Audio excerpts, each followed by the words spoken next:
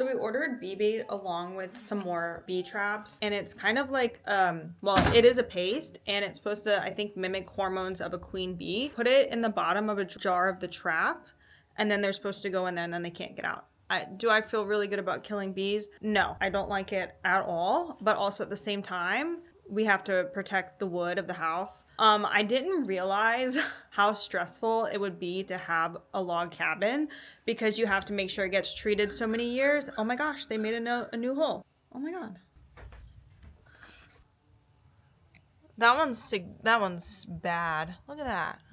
I think this is an old hole though. You can see right in there. We might have to, oh Jesus, he's getting mad at me because I went near his hole. I didn't realize how stressful it would be to take care of it because you have to treat the wood so many years. You have to have stuff around the house to protect it from termites. I think he got mad at me for going near his hole. But they're all over the place. So far the paste hasn't attracted any carpenter bees. There's nothing in there. A couple hours later and I think there's 2 in there. It looks like there's 2. 3. There's 3 in there. All right, well, I have no interest in watching them suffer. So this is the second carpenter bee that died because that hole that they kept getting into was sprayed.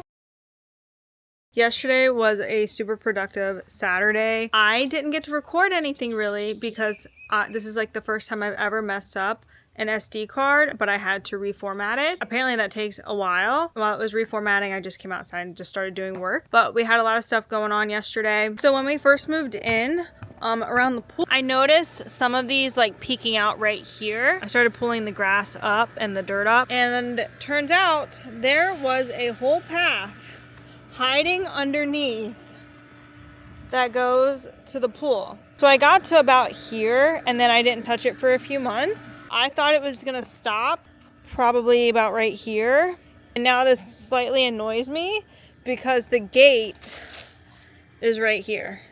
It beats me why anybody thought like, oh, let's let this overgrow. I don't want this path anymore. It's actually really nice. I think eventually it will get redone, but it's not a priority.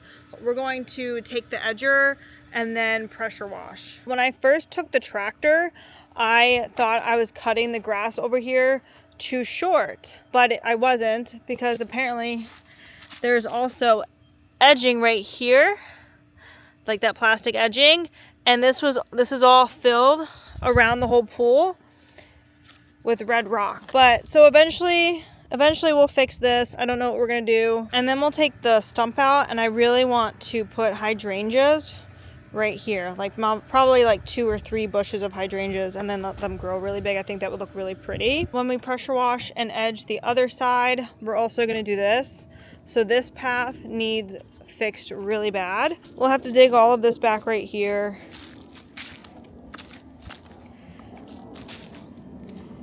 And then this will have to get redone because everything's just kind of like sunken in. Some of these trees were cleaned up. So there's a pile here, there's a pile back there. We're going to put the chicken coop over here. We don't want it too close to the house, but we also don't want it so far away. And I think this will be a good spot for them because we will let them run free in the mornings so they can go out and obviously eat bugs and worms and stuff. We went to a local nursery. So this is their 2nd year being open, and they just opened a week ago. So I did think I showed up a little early, but we wanted to go to a local nursery just to kind of see if they have stuff that it's like harder to find at Lowe's. The only reason why I say it's good to go to Lowe's because they have a 1-year warranty. So if you have a plant that dies and you have the receipt, you can bring it back and you can get a refund for it. I like to go to Lowe's for that reason. But this lady, she was really knowledgeable. She was really nice. Her and her husband have a lot of Florida native species. Like Lowe's, they can sell you anything, whether it's good for this region or not. But they had 3 kinds of apples that I've never heard of. Most apples apparently don't do well here because they do need a hard cold season. I didn't know that. So it doesn't really get cold enough here for that. That's why there's only like 3 types of apples that do well. But I did pick up some eucalyptus, which, you know, I'm not going to find this at Lowe's. So that was pretty cool. The other thing is I got some Spanish lavender. I love lavender. It just was seriously like the roots are just, it's just so root bound, it's bad. So I left it soaking in this water overnight. I did get some mint, and then I got rosemary. This was her last thing of rosemary. And actually I was a little nervous that the roots weren't going to be good, but everything was pretty good when I planted it. And then I did plant my 4 strawberries. So this one, there's like 2 little strawberries. This one has a little strawberry. And then this one already has a root growing, so I'll get another plant out of that. And then the biggest thing is, see, the carpenter bees. They love it. Ever since I put the blueberry bushes here last night, they have been around them. But I got 2 blueberry bushes. They're the Brightwell blueberries. She also had another species of blueberries. I just got these because these looked really good. They're all flowering. And then by midsummer, I should get blueberries. But I got them. They were a little expensive, but they're mature. And that's what I want, is just something mature so I don't have to put in all the work early on, because I'd probably kill it. And you need a minimum of 2 bushes because they need cross-pollination. So I will probably go back in a month and get another set of blueberries because I would like to have 4 bushes. And then we can walk over to where we plan on putting the bushes. I am a little nervous about them because, well, last night there were like 5 deer right in front of the house. We get tons of deer here, and I'm a little concerned that they're going to eat all the blueberries. And the other reason why I wanted to go to a local nursery was because I'm looking for milkweed. It is so hard to get milkweed, and Lowe's apparently only sells like tropical milkweed, but it's not native to Florida, and it's actually an invasive species here. You definitely want to avoid that one. But she did say if I came back in like 3 to 4 weeks, she should have milkweed available, because that's the only thing the monarchs will lay their eggs. I have a little creek that runs through the whole property. It's gonna need cleaned up because it definitely runs off into here, and this is all wet, and we cleared all this out.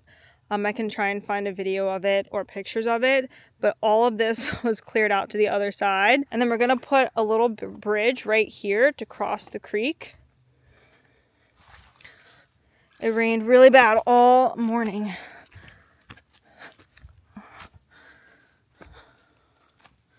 But we're trying to figure out where we want to put the blueberry bushes over here, because this is where we want them long term. So fast forward a few weeks, I figured I'd do like a little update on everything. But we did catch a lot of carpenter bees in the front. In the back, I think there's only like 2. They haven't really been coming back. There's only been a few places that I've seen them. But they might just be gone for the season, and now wasps are starting to come back. I ended up getting cilantro and dill. And then the mint used to be right here, and I've never had mint before, and I didn't realize how like invasive they are. So that's why I put it in its own pot so it wouldn't take over from the strawberries, because next year I'll probably have this planter and that planter full of strawberries. I think we're gonna put the garden over there, so I'll get more and we'll just have more of a variety over there. But for right now, these are the only 2 planters that I'm gonna keep up with. And then I have this here to keep the birds from getting into my strawberries. I've only gotten a few, and they're in the freezer so I can use them to make jam. And then this one's the only one that has expanded 3 times. These haven't really been doing that. And the rosemary's getting tall. I didn't have anything for over here. And then I didn't really do anything with this planter. I just got a couple packets of sunflower seeds, so they are growing, and we'll see how well those do, and then I will harvest those seeds for next season. And then some other things we've been working on. We finally have the pool ready. It took like a month with tons and tons of algae.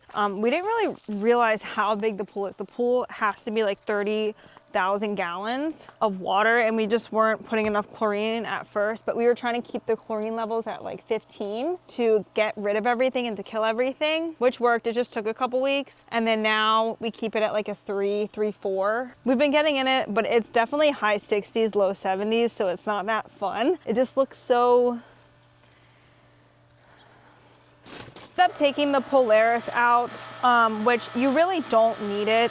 And then this is, so it's a sand filter, and we replaced the sand ourselves. It probably would have been like $800 if we had somebody come and do it, but we just went to Ace Hardware and got sand. And this is where I plan on putting the hydrangeas. I'm just concerned about the time of day where the sun hits it, and it might just get too much sun. So I don't know yet, but apparently this was at one point a palm tree, because you can tell by the roots, they have really weird roots and they don't spread out, which is good. It was difficult to get out because I had to take a crowbar and an axe to get it out. The tractor wouldn't get it out. It was so fibrous. It was full of moisture. So I cut into it, got a lot of it out, and then waited a week. It dried up and it was easy to remove. But you can tell, I don't know how much overgrowth, But they had the palm tree here at some point, and it was a stump when we moved in. But this was there, and then they laid these red rocks over it. And then we cleaned up all the debris around the pool. So like the leaves and stuff and the anthills that were forming. So these do not